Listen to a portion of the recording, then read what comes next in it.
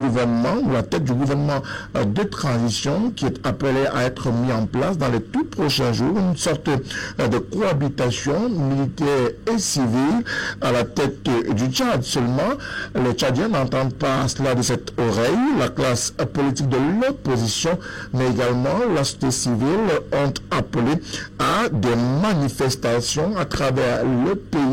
En N'Djamena, par exemple, les dites manifestations ont été fortement reprénées par les forces de défense et de sécurité. Peut-on comprendre cette parfaite cohabitation aujourd'hui entre les militaires et les civils à la tête du pays? Mais au-delà de cette cohabitation, la situation de transition militaire est-elle mise à rude épreuve en N'Djamena et bien plus au Tchad? C'est la question qui va animer la première partie de ce débat de Tout au clair sur la télévision du Monde. Mais aussi, si le temps nous le permet, nous évoquerons la situation de la gestion des flux Covid-19 au Cameroun, des détournements en masse annoncés par Human Rights Watch, qui vient d'ailleurs de publier à cet effet une observation, un constat autour de la gestion des fonds Covid au Cameroun. Et on le sait, le Social Democratic Front avait déjà porté cette querelle au plus haut niveau, précisément devant les membres de la Chambre basse du Parlement, demandant la convocation militaire du ministre de la Santé publique, Dr Manawi Damarachi, pour plus d'explications et de précisions, mais au-delà, exigeait aussi une enquête parlementaire sur la gestion des fonds Covid. On pourrait également évoquer cette problématique ce soir dans le cadre de cette émission de Tout au clair sur la télévision du Monde. Vous le savez, c'est votre talk show du soir, 21h et 23h, 2 heures d'émission pour échanger autour des problématiques et avec des acteurs politiques triés sur le volet. Et vous le savez aussi, Tout au clair est une émission interactive, 6 96 14 03 12, 6 96 14 03 12. L'un des codes d'accès à ce programme. Alors, écrivez-nous directement sur notre page Facebook LTM TV officielle et vous ferez partie de nos fidèles, de nos inconditionnels du programme du soir sur la télévision du Monde. Une fois de plus, mesdames, messieurs, bonsoir. Merci de votre fidélité. Dans quelques instants, la présentation du panel.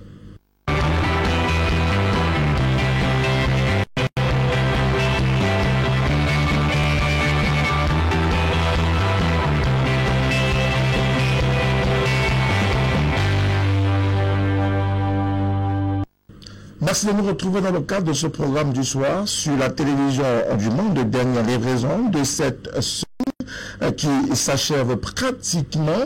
Et pour ce qui est des panélistes, ils sont des acteurs politiques, des acteurs de la société civile. Et ce soir, nous avons la chance de le revoir une fois de plus. Lui, c'est Eric Pépin Bikaï. Il est avec nous ce soir. Bonsoir à vous, Eric. Bonsoir Frédéric, bonsoir à l'ensemble de nos panélistes, bonsoir à nos téléspectateurs. Surtout bonsoir à la communauté Sawa qui vient de perdre un patriarche à la personne de Joseph Tipita Okosendoumbe, un natif, je pense, du village Bonamikengi, si je ne me trompe pas, qui aura été l'un des premiers magistères de cette ville. Il aura été délégué du gouvernement, il a rendu l'âme aujourd'hui. Donc, toutes mes condoléances à la grande famille Sawa et à sa famille biologique. Que retenez-vous de ce patriarche, de cet homme-là qui pratiquement s'est mis au service de la ville de Douala et peut-être du Cameroun tout entier? Bon, sa trajectoire également est assez évocateur. Il ne faut pas oublier qu'en 1959, il est un anti d'un diplôme en pharmacie et puis il n'intègre pas la grande élite administrative. Il s'est mis plutôt à son propre compte. Donc, c'est quelqu'un qui a évolué dans le privé pour pouvoir bien par la suite essayer de désincruster dans la vie politique des années 1960 avec son poste de conseiller à la commune de la ville de Douala. Puis au début des années 70, il est porté comme délégué comme député à l'Assemblée nationale fédérale. Et tout naturellement, il arrive à la tête de la ville au début des années 90. Quels qu'en soient les cas, Okosendoumbe aura marqué son temps. Il aura été quelqu'un de très influent dans la communauté Sawa, mais également dans le pays tout entier, puisqu'il était membre du bureau politique du Rassemblement démocratique peuple camerounais. Donc c'est un serviteur de l'État. Il aura formé plus d'un et il aura apporté de son expertise pour la bonne marche de ce pays. pour nos jeunes générations, ce sont des dévancées sur lesquelles on s'inspire toujours pour pouvoir essayer de faire mieux. Merci à vous, Éric Pépin, pour cet hommage. La série, c'est pratiquement une série noire qui s'abat sur le Cameroun depuis quelque temps. De nombreuses personnalités qui quittent la scène dans des conditions parfois de maladie ou dans des conditions troubles. On n'en sait pas davantage, mais c'est toujours mieux de leur rendre un vibrant hommage. Un autre acteur politique est avec nous ce soir. Il nous vient de l'Alliance des forces progressistes, Aurélien Tchoumi. C'est son nom. Il est aussi journaliste dans sa formation. Bonsoir. Bonsoir Frédéric, c'est un plaisir de retrouver le plateau. Bonsoir à tout le monde, bonsoir à ceux qui nous regardent à la maison. Je suis content d'être là ce soir. Merci à vous. Des personnalités qui partent, qui passent l'arme à gauche. Joseph Dipita Pokosi Bimber, mais également Josué Yumba, le directeur de l'autorité portuaire nationale. Donc des personnalités comme ça qui s'en vont, ça laisse quand même un goût amer au regard de ce qu'on a déjà avec ce qu'on perd au niveau de la classe administrative mais aussi politique. Oui, mais un goût amer, et là je voudrais parler dans la peau d'un traditionnaliste, rappeler que ces patriarches partent avec le bâton de commandement. Ils ne nous le lèguent pas. Parce que les jeunes n'ont peut-être pas aujourd'hui la maturité nécessaire pour tenir le flambeau, pour l'arrêter à bras-le-corps. C'est assez regrettable parce que quand il parle par exemple du patriarche Pokosi Bimber et plusieurs autres, vous avez les barons de l'industrie ou les capitaines, si vous voulez, de l'industrie qui sont partis aujourd'hui, vous vous posez la question de savoir comment est-ce que cette jeunesse va pouvoir prendre la relève. À quoi va ressembler le Cameroun sur 5, 10, 15 ans? Quand on regarde aujourd'hui comment le pays se porte, comment la jeunesse, elle, ne parvient véritablement pas à retrouver ses repères, on se demande pourquoi jusqu'ici, il n'y a pas une sorte, je ne sais pas comment on peut appeler ça, d'école sous l'arbre, où les patriarches et les jeunes se retrouveraient de temps à autre comme eux, ils ont bénéficié du temps de leurs parents, pour commencer ensemble, ils disent aux jeunes Camerounais, écoutez, voici. Donc on a une hyper-modernisation de notre société qui nous éloigne des valeurs. Parce que ces patriarches-là, j'ai envie d'envier celui qui a partagé la fin des jours du patriarche Pokosi Bimber. Parce que j'imagine que une bibliothèque de cet acabit qui s'en va devrait laisser à la jeunesse, devrait léguer à la jeunesse camerounaise des savoirs parlants, des savoir-faire, des savoir-être. Merci à vous également, Aurélien Tchoumi, d'être avec nous dans le cadre de ce programme ce soir. C'est tout au clair, mesdames, messieurs. L'actualité voudrait également qu'on puisse rendre hommage à ces dévanciers-là. Et notre acteur politique est avec nous dans le cadre de ce programme. Il nous vient du Rassemblement démocratique du peuple camerounais, le RDPC. Et c'est M. Amadou Oumara qui est le représentant de cette formation politique ce soir. Bonsoir à vous. Bonsoir M. Frédéric Ntomé, bonsoir à mes compatriotes, bonsoir à les fidèles téléspectateurs de l'émission Tout au clair. Merci de m'avoir invité toujours. C'est un grand honneur et plaisir de représenter les grands partis politiques au Cameroun, les partis de rassemblement, les partis de vivre ensemble, les partis de la discipline et surtout les partis de respect de la Constitution. Alors, un de vos cadres, membre du bureau politique, fallait aller ce matin. Un deuxième même d'ailleurs, puisque l'autre, Josué Yumba, lui, nous vient du département de la Sanaga-Maritime et il était également un haut cadre au sein du Rassemblement démocratique dans cette partie du triangle national. Oui, monsieur Ntomé, voyez-vous, le président Paul Biya Père est un collaborateur. Et le patriarche Pokosi Bimber était un homme d'État, de classe exceptionnelle, qui a contribué aux avancées de la démocratie du Cameroun. Le RDPC père est militant de la première ère. Je profite de ce plateau pour présenter mes condoléances à sa famille biologique, à sa famille politique, au peuple Missawa et à tout le peuple camerounais. Voyez-vous, ces genres de patriarches, comme M. Tchoumi venait de dire, ce sont des bibliothèques. Mais heureusement, ce sont des personnalités qui ont vécu. Il est mort à l'âge de 89 ans. Voyez-vous, l'âge de 89 ans, ce n'est pas donné à n'importe qui. C'est l'âge que tous les Camerounais devaient se recueillir, devaient se ressourcer de toute la trajectoire de ces patriarches pour que dans les années à venir qu'on met en application toute la recherche. Je présente de manière exceptionnelle mes condoléances à l'honorable Poposin Doumbé, son épouse, c'est un camarade du parti. Je vous remercie. Merci également à vous, Amadou Mara, et je voudrais bien évidemment commencer avec vous dans le cadre de ce programme ce soir. La dernière actualité au Tchad reste notamment ces manifestations.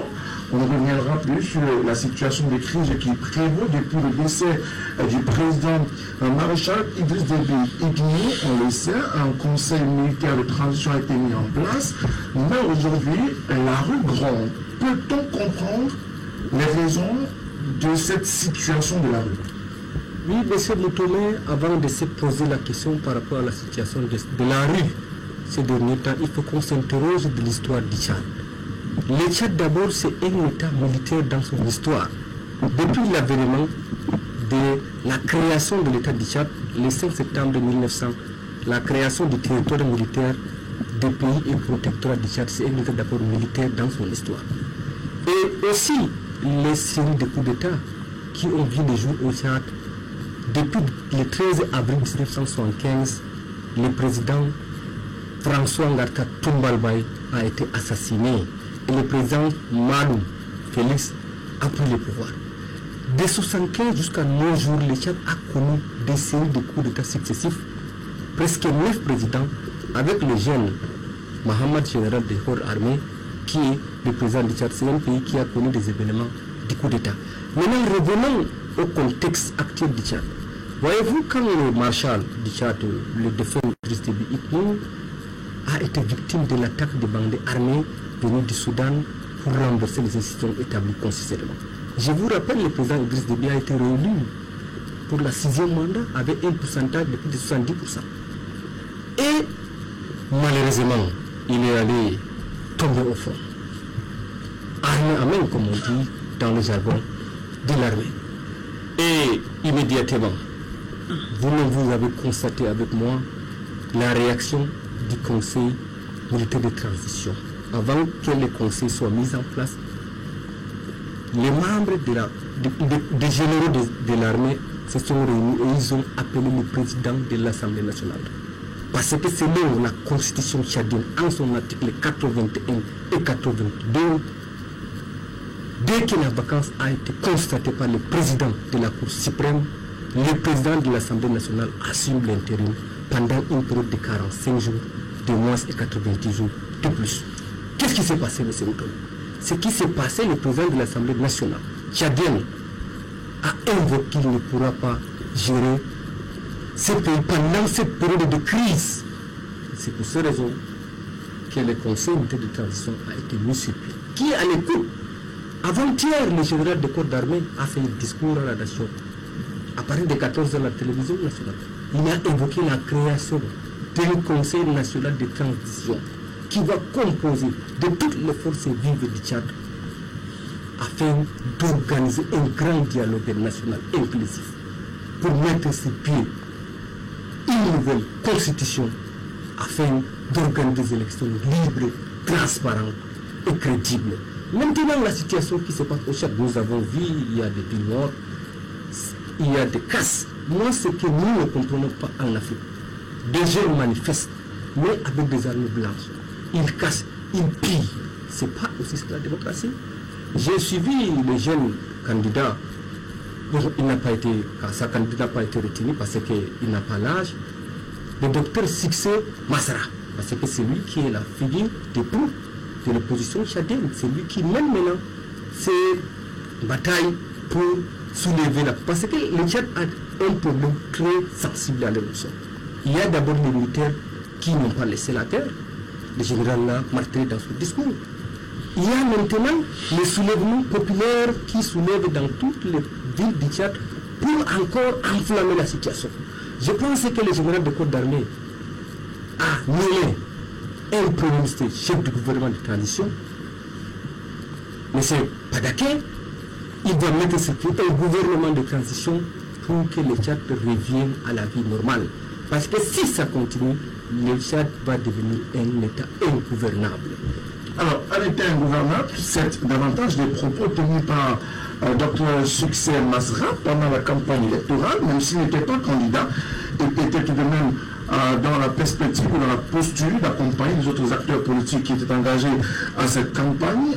Et il ne peut pas, même si le représentant du RDPC est revenu longuement sur la situation qui se vit sur le plan politique au Tchad, il a refusé de nous dire concrètement ce qui motive ces jeunes à descendre dans la rue, à casser, à piller, à pratiquement prendre des balles réelles. Qu'est-ce qui vaut ces manifestations? En réalité, c'est un vent qui est loin d'être nouveau. La jeunesse tchadienne est à la recherche d'une alternance. Je pourrais même dire d'une alternative par rapport à la longue culture guerrière qu'a toujours vécu le Tchad. Voyez-vous, il y a une sorte de mesquinerie dans la situation tchadienne actuelle. J'ai suivi le représentant Moussa Madotawa disant que le président Déby a gagné les élections à près de 80%. 79,32%. Voilà, ce sont plus ingérants, 80%. Il ne faut pas oublier que c'est une élection où la plupart des figures de proue ont boycotté cette élection et ont fait des efforts de pouvoir saboter le processus électoral. Donc Déby s'est retrouvé presque seul à être son propre opposant durant cette élection. Donc, il était tout à fait normal qu'il remporte cette élection avec 80%. Maintenant, et je parlais tout à l'heure de la mesquinerie, parce que la mesquinerie vient du fait du décès de M. Déby, qui était le président en exercice de ce pays-là et qui aurait gagné les élections. Déjà, la communauté tchadienne, du moins le peuple tchadien, n'a pas la vraie information qui a été à l'origine de la mort du président Déby. Qui a tué Déby. Voilà. Cette question est origine. Et vous savez que vous observez très bien sur la scène politique, que ce soit au niveau national, au Tchad ou international, il y a toujours une sorte de questionnement qui revient, parce que tout à l'heure, M. Amadou parlait que le président Déby est mort au front, les armes à la main. Mais selon d'autres informations, il n'aurait pas... C'est la source officielle. Ça, c'est la source officielle. Mais les sources, elles doivent être croisées, quels que soient les cas. Selon d'autres informations, tout se serait passé lors d'une réunion entre officiers supérieurs et ça c'est nouveau que le président Déby aurait trouvé la mort. Maintenant, le Tchad dispose d'une constitution. C'est vraiment aberrant qu'on soit au XXIe siècle en Afrique, au sud du Sahara et en Afrique centrale, qu'on nous dise qu'il y a un président de l'Assemblée nationale qu'on a réveillé à minuit, et quand il a fait comprendre que non, le président est décédé, et qu'il lui a répondu que le président est décédé et que la Constitution m'autorise à gérer la transition pendant 45 jours, je ne peux pas. Dans la Constitution, c'est-à-dire il est prévu qu'en cas de vacances du pouvoir, c'est-à-dire du pouvoir exécutif, c'est le pouvoir législatif qui assure l'intérim. Si le président de l'Assemblée nationale ne peut pas assurer l'intérim, forcément son fils, son vice-président, pouvait assurer l'intérim. Je pense que nous sommes dans la recherche des éléments juridiques de gestion du pouvoir. Il est alors inadmissible qu'un conseil militaire de transition puisse mettre juste à l'aube du décès du président Idriss Déby pour essayer de prendre les militaires et le contrôle d'un État qui suffoquait déjà de suite des crises internes qui datent pour les plus récentes de 2008 avec la colonne de rebelles venue toujours du Nord qui devait marcher sur N'Djamena. Donc, qu'est-ce que revendiquent les jeunes tchadiens?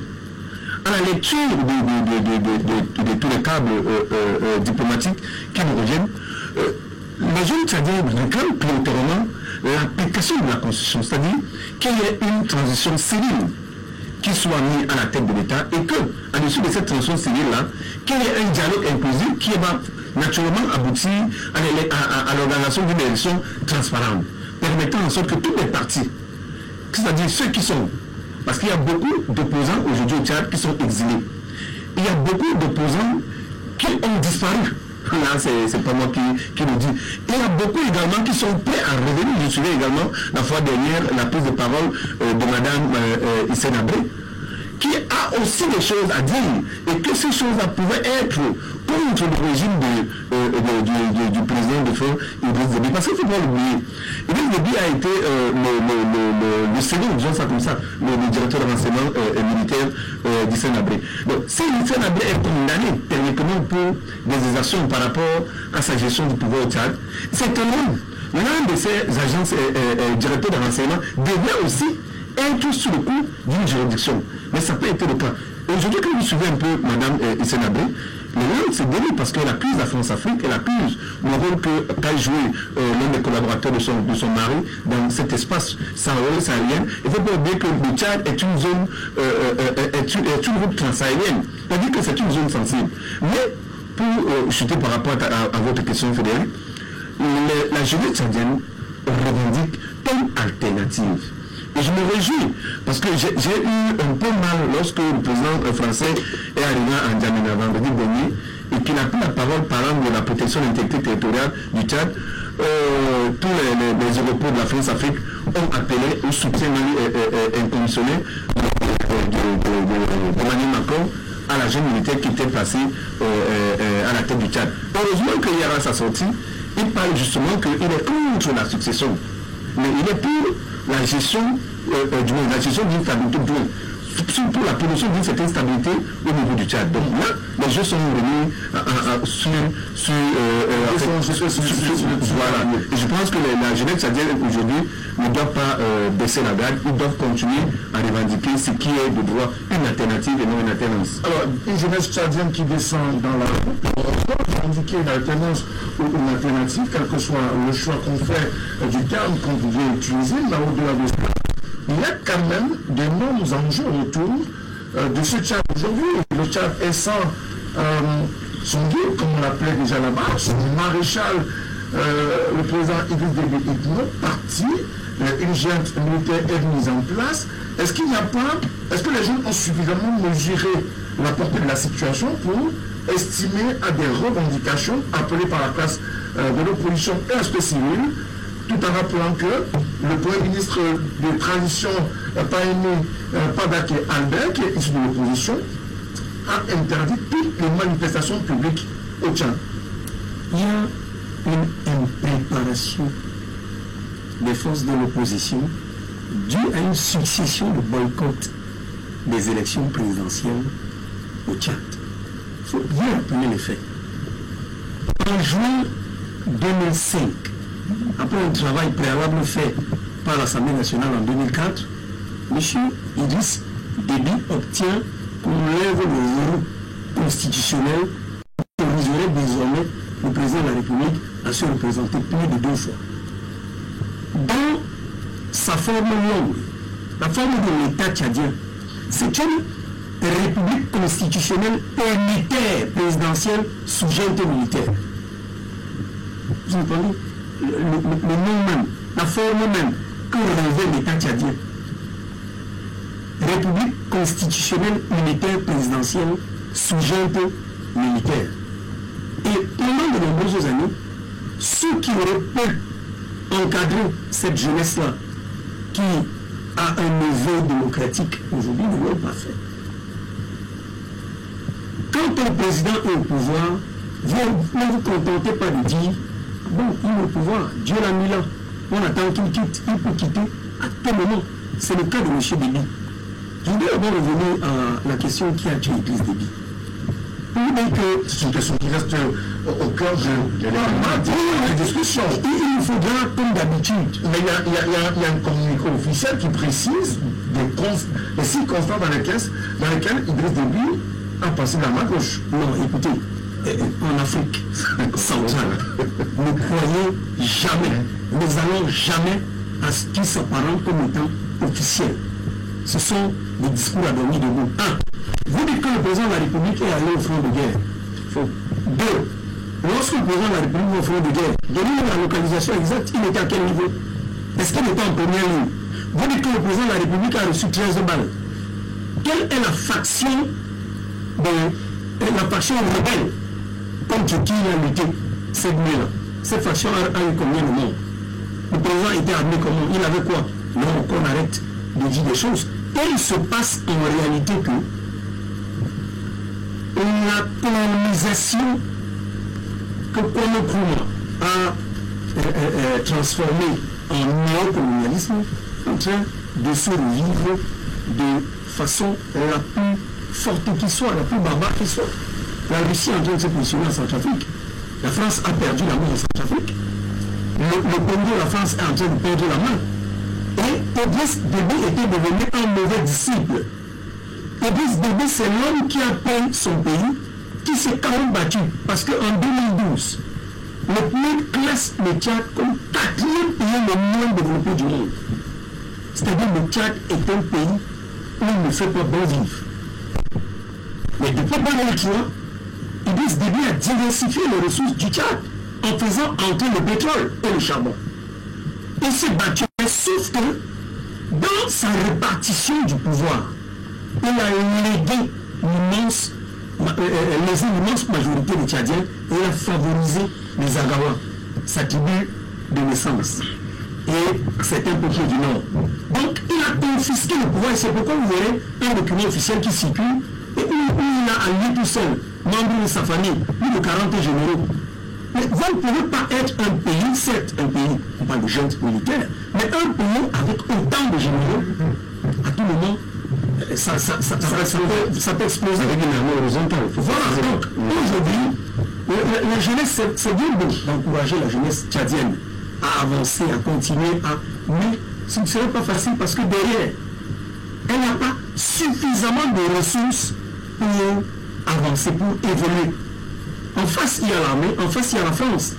Je tiens à vous rappeler que quand on parle du président de l'Assemblée nationale, on est non seulement pour dire que Aaron Kabadi, on n'a jamais pris position jusqu'à l'heure actuelle.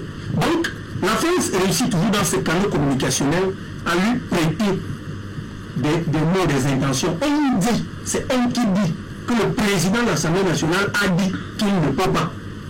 Mais personne ne lui a passé la parole. Il a communiqué, il a parlé. Oui, sauf que non, il n'a pas parlé. Il y a un communiqué. Vous savez ce que ça veut dire. Où est-il en ce moment? Il faut qu'on le retire. De toute façon, c'est inadmissible. Voilà. C'est pas constitutionnel. Donc, vous voyez que au Tchad, on a mis de côté la Constitution, on a fait fi des dispositions constitutionnelles et on a pris le pouvoir pour donner à un fils de Déby. Alors, avant d'arriver à M. Oumara, est-ce que, face à la situation, le président étant mort, la junte militaire ou alors les rebelles partis du Soudan et de la Libye menaçant l'intégrité du Tchad, il y avait une autre option à mettre en place que l'option militaire à travers ce Conseil militaire de transition? Je pense que les événements qui se déroulent au Tchad ne peuvent pas être compris si c'est qu'on ne fait pas un peu en arrêt. Parce que le pays qui subit, en fait, qui a vécu presque la même situation, c'est le Mali. En 2012, si je ne me trompe pas, Mali Touré s'apprête à rendre le pouvoir lors d'une élection présidentielle qui était un coup d'État. Il est victime d'un coup d'État. Je pense que c'est le capitaine Léa Sanobo qui était à la tête de la jeune qui prend le pouvoir. Immédiatement, la France demande à ce que l'ordre constitutionnel revienne. Et M. Traoré, qui était président de l'Assemblée nationale, arrive comme président par intérim de l'organisation jusqu'en 2015 où IBK arrive au pouvoir. Là, la communauté internationale, la France et autres ont appelé au respect des dispositions constitutionnelles. Le même événement s'est répété toujours dans le même Mali. Une fois de plus, la jeune jeunesse a tranquillement fait glisser IBK du pouvoir sans effusion de sang. Et une fois de plus, la communauté internationale, la France a demandé à ce que l'ordre constitutionnel revienne. La jeune s'est battue pour qu'elle s'épuise. Il y a un mécanisme de gestion du pouvoir en mettant sur pied, en prenant le second rôle dans le nouveau dispositif de l'État qui était créé en moment lancé colonel à la retraite comme étant le président. Voilà les éléments de jurisprudence dans ce type de cas. On ne comprend pas pourquoi un jeune, en fait, un conseil militaire de transition a été créé dans les militaires au Tchad. Qui l'a créé? Qui l'a créé? Parce que à la veille de la mort du président Déby, j'ai suivi des informations dans une chaîne concurrente à la vôtre où on disait le chef rebelle, je pense c'est Madi, qui disait que ils ont battu. Ils sont en train de battre en retrait vers le nord parce qu'ils ont été défaits par les troupes royalistes. Ces troupes-là ont pu avoir le dessus sur eux parce que les renseignements militaires français avaient donné des positions aux troupes royalistes. Donc, en réalité, techniquement, sur le plan jeu stratégique sur le plan du terrain, l'armée de la tchadienne a redescendu l'avancée des rebelles. Selon les propres dits de celui qui dirigeait la bataille sur le terrain. Quelques heures pour 2 ou 3 heures plus tard, on nous annonce, à mon vision, la mort du maréchal Déby. Donc, immédiatement, on annonce la création d'un conseil militaire de transition. C'est à ce niveau qu'il y a un peu un énorme vide. Quels qu'en soient les cas, la situation oblige à ce que le président de l'Assemblée nationale, tel que indiqué dans la Constitution, doit apprendre les règles du pays et gérer la vacance du pouvoir.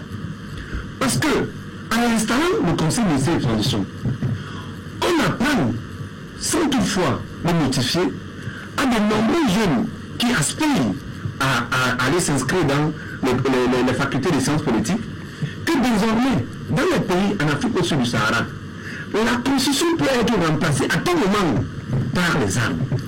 Le cas de la Birmanie aussi nous parle. Elle est à genoux actuellement la communauté internationale.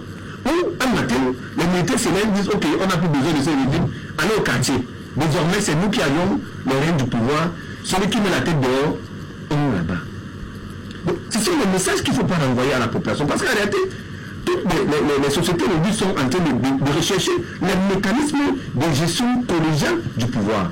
Et malheureusement, ces mécanismes de gestion collégiale du pouvoir sont codifiés dans un texte fondamental qu'on appelle la Constitution.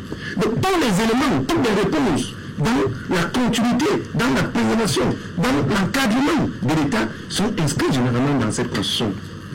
Pour que ces éléments ne peuvent pas satisfaire les besoins à l'instant immédiat, mais il est nécessaire dans une situation comme celle-ci de convoquer ces éléments. Donc, rien n'empêchait aux militaires de continuer à défendre l'intégrité territoriale du Tchad. Déjà qu'il y a une base militaire française qui est très active dans cette zone et qui, au vu de ce que M. Macron a dit lors des obsèques, a un appui favorable par rapport au Toubari tchadien. C'est-à-dire, l'intégrité du territoire tchadien n'est pas menacée, compte tenu du fait que Macron et l'ensemble de la communauté internationale devraient venir en soutien à cette armée-là. Et puis, je dirais le problème, la montée en puissance de Boko Haram dans cette bande saharienne. Alors, mais aujourd'hui, on a comme sentiment que la quasi-totalité des diplomaties ont adobé le Conseil militaire de transition pour faire avec ce Conseil militaire de transition à raison de la situation actuelle. Ces hommes ont le pouvoir en main, à la fois le pouvoir administratif et le pouvoir militaire. Devrait-on faire ça? Est-ce que c'est un peu une élément forcé du Conseil militaire vis-à-vis de diplomatie? La France, la Grande-Bretagne, on a vu un balai pratiquement de diplomates rencontrer le président du Conseil militaire de transition, le général de corps d'armée Mohamed Idriss Déby, qui est le fils, on parle aujourd'hui d'adoptif, mais le fils du maréchal Idriss Déby. Non. Oui, mais c'est Moutoumé, voyez-vous, à chaque fois qu'il y a un coup d'état militaire, la première chose d'abord à faire, c'est de dissoudre les institutions. C'est de ça qu'il est question. Quand il y a un coup d'état militaire, la première chose de faire, c'est de dissoudre, mettre d'abord entre parenthèses toutes les institutions établies constitutionnelles. C'est de ça qu'il est question. Deuxièmement, il y a ce qu'on appelle le principe et la réalité. Le principe, c'est quoi? C'est le respect de la Constitution. La réalité, c'est quoi? C'est le contexte. Le contexte auquel le Tchad se trouve pendant cette période de crise, avant le décès du maréchal, c'était l'insécurité. Le pays est attaqué par une rébellion armée qui est venue de l'extérieur pour renverser les institutions établies constitutionnellement. Maintenant, on peut dire, par accident, le commandant en chef est tombé. Il est mort. Qu'est-ce qu'il faut faire maintenant? Ce qu'il faut faire, c'est la continuité de l'État. Quand l'État va continuer, on doit trouver une solution. C'est pour ces raisons qu'ils se sont concertés pour décider de mettre sur pied les conseils. Mais est-ce que les pays partenaires, les pays amis comme la France, on a vu Emmanuel Macron arriver monomilitaire au Tchad, rencontrer, être d'ailleurs accueilli comme un sauveur pratiquement, rencontrer, discuter, échanger avec le nouvel enfant du Tchad? Est-ce une façon pour la France de se dire ou de dire en mon vision à travers la communauté internationale, voici le nouvel emploi, il faut faire avec lui. Monsieur Boutomé, l'objectif pour le moment et la priorité au Tchad, c'est la sécurité. Il faut que le pays soit sécurisé. Le président Emmanuel Macron a fait un discours historique lors des obsèques du Marshal du Tchad. J'ai suivi ce discours. Qu'est-ce qu'il a dit? Il a dit que la France va être aux côtés du Tchad pour que la stabilité y règne. C'est ça sa priorité. Et nous tous, la non, c'est pas la priorité de tous les monde des même nous, notre priorité que le Tchad soit stable. La première priorité du Tchad pour nous, c'est la sécurité. Qu'est-ce qu'il faut faire maintenant en contexte de guerre? Le jeune homme, le général du corps d'armée Mamad 38 ans, n'a pas été choisi par hasard, M. Boutomé. Oui. Pourquoi vous dites qu'il n'a pas été choisi par hasard? Tu as lu son parcours, sa biographie. Oui. D'abord, même il a fait d'abord l'école militaire du Tchad en Djamena, et puis il est allé en France pour continuer. Il est rentré en 2013. C'est lui qui était le commandant en seconde pour les batailles du Mali. Il y était. Opération Sahel. Il était. Et c'est un homme aguerri. Et ce contexte, il faut un homme aguerri pour d'abord stabiliser le pays. Le Tchad a deux problèmes là. Le problème d'abord des rebelles et le problème de l'insurrection, on peut dire, ou du soulèvement populaire. Pour le moment, l'alternance et l'alternative qui est souhaitée par les partis d'opposition tchadienne. Monsieur Moutoulé, je vous rappelle, le premier ministre tchadien, c'est un opposant. C'est une figure de proue, il est même sorti deuxième aux élections présidentielles. Si lui-même, il est sur la paix et le retour à la stabilité du Tchad, pour le moment, les Tchadiens vont se taire d'abord pour observer la période de transition. Les élections libres et transparentes auront lieu. Ils vont se départager les voix parce que si, d'un côté, il y a les rebelles qui viendront du Soudan pour attaquer et renverser même le régime en place, de l'autre côté, la population aussi qui pille. Vous avez vu les destructions des biens publics et privés, ce qui se passe au Tchad? C'est à condamner, M. Boutomé. Oui, il faut que la nation tchadienne soit mature et responsable. Nous partageons la peine du Tchad parce que le Tchad c'est un pays voisin de Cameroun. Moi je connais le Tchad, M. Boutomé, j'y étais. C'est un pays que je connais et je connais le comportement des Tchadiens. Je viens de séjourner au Tchad pendant 4 ans. Voilà, vous y étiez pendant les élections présidentielles. Vous connaissez ces pays, les réalités de ces pays, la psychologie, la philosophie de ces Tchadiens. Si on parle de la guerre intègre plusieurs dimensions. Il y a d'abord la dimension psychologique, d'abord philosophique, logistique. C'est difficile de mener ces guerres au moment. Nous invitons l'opposition tchadienne parce que le président du Conseil national de transition a fait un message à la nation. Il a été montré humble malgré son caractère d'homme, d'armée et de militaire en invitant toutes les forces vives tchadiennes, y compris l'opposition. Il s'assied d'abord sur la table de discussion pour trouver une solution définitive au problème du Tchad. Mais, je vais conclure par là. Parce qu'ils sont manipulés. S'ils sont manipulés, voyez-vous, il y a les jeunes qui ont peur de la vie. Des biens privés ont été détruits. Qui perd? C'est les Tchadiens qui perdent. D'accord. Alors, Aurélien Tchoumi, il y a cette question d'adoubement. La France a-t-elle adoubé le général de corps d'armée? Le Cameroun a-t-il adoubé? La CEMAC, même si une question reste en suspens, on n'a pas vu les chefs d'État de la CEMAC participer aux obsèques officielles du début. Mais au-delà de cela, cet appel de l'opposition est-elle ou est-il un appel responsable? L'appel de l'opposition, appel responsable, pour répondre par oui. Sans avoir saccager le pays. Parce qu'on a déjà un front de guerre qui vient du Nord par les rebelles, même s'il a été maté aujourd'hui par voix. Et d'autre part, comme j'entends dans l'expression employée par le président du RDPC, résurrection interne. Non, écoutez, il a un discours de politique politicienne. On parle de la survie d'un pays. Et il a envie de nous ramener dans un contexte sécuritaire. Tout à l'heure, dans le développement, Eric vous a dit que le Tchad n'avait plus un problème sécuritaire lorsque les rebelles battent en retraite. Ça, c'est d'un. De deux, il nous présente le Premier ministre comme étant une figure de pour l'opposition. Mais non, il est arrivé deuxième à la présidentielle. Non, avant la présidentielle, il était Premier ministre. Il était où? Bébi a toujours fait ça. Bébi a toujours pris quelqu'un avec le concours de la France. Bébi a toujours pris un ami. Là, bien les gars, mets-toi en face, là, tu nous gères l'affaire, là. Tu vas être comment un ancien Premier ministre, on va à l'élection présidentielle et il revient être Premier ministre dans une histoire de conseil. Débit n'est plus là. Oui, on fait du débit sans débit. C'est-à-dire que c'est une preuve de l'orchestration de la politique française au Tchad. C'est tout. C'est-à-dire qu'on ne peut pas donner l'impression, et c'est vraiment aberrant. Écoutez, quand M. Déby meurt, moins de 24 heures, M.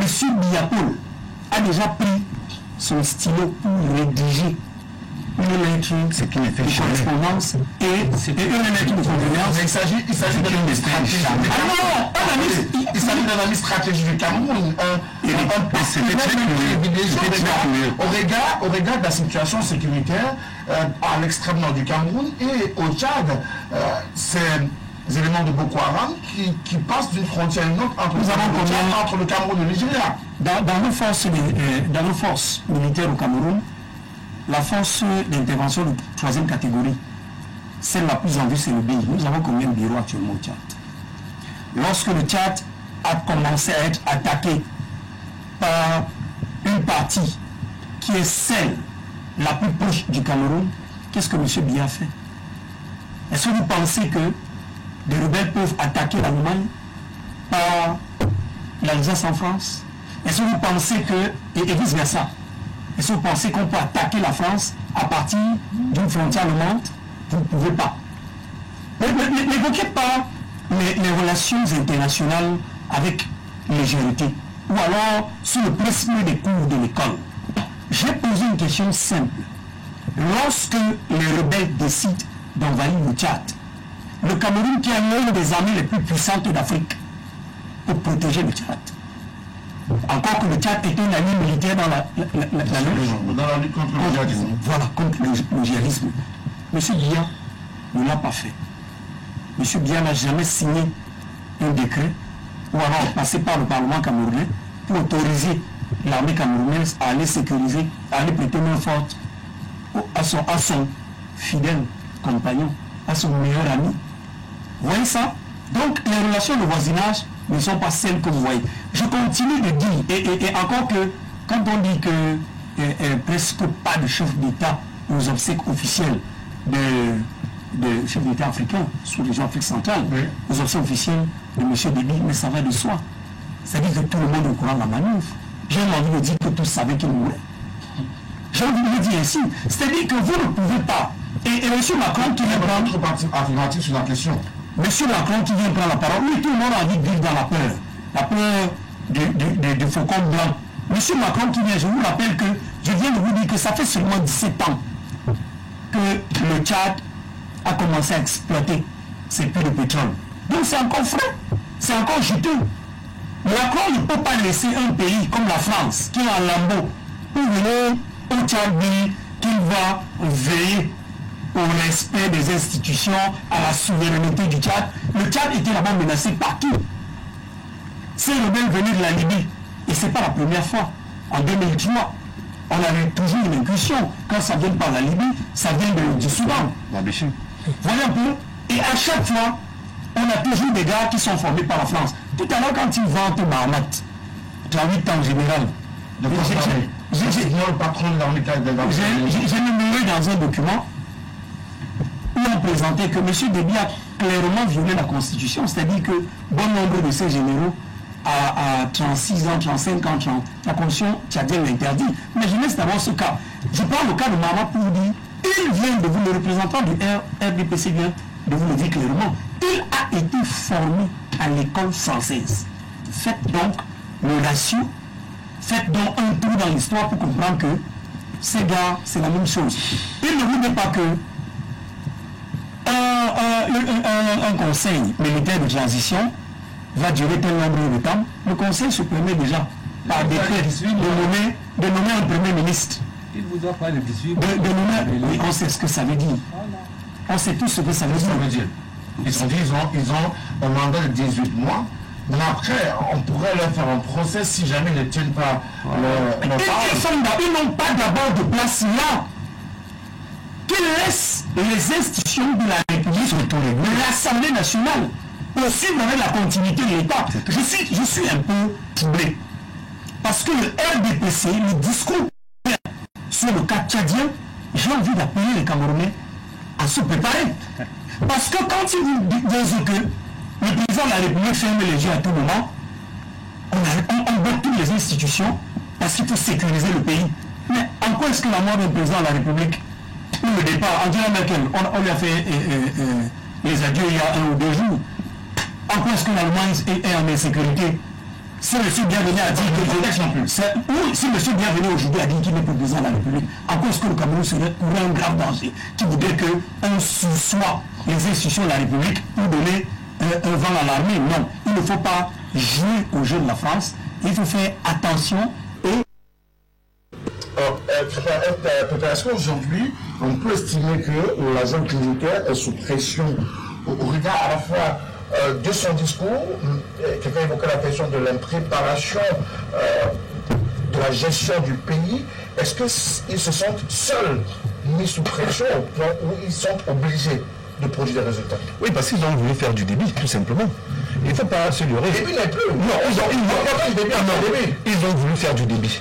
Parce qu'en réalité, ça aurait été, il y a un problème, il y a plusieurs problèmes qui se présentent dans ce conseil militaire de transition. Je pense que le problème qui fait mal et qui est à l'origine des soulèvements ou alors des interrogations, c'est le fait que ce conseil militaire soit géré par le fils Adili. Il ne faut pas se leurrer, c'est quelqu'un qui n'a pas le profit de l'emploi.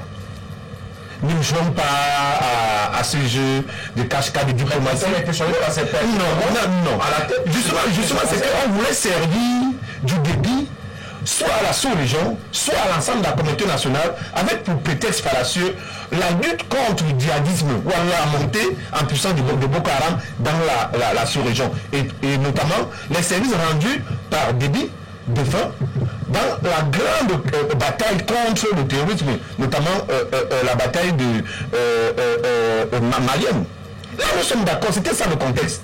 Mais le général Mahmat, à la tête de ce conseil de transition, n'a pas le profit de l'emploi. Et je pense que c'est lui le problème. Parce qu'on a comme l'impression que l'objectif, c'est de pouvoir protéger le patrimoine visible et invisible qu'aurait produit Déby. C'est une histoire de famille d'abord, avant de penser à l'État tchadien. C'est ça, c'est le niveau qui a un problème.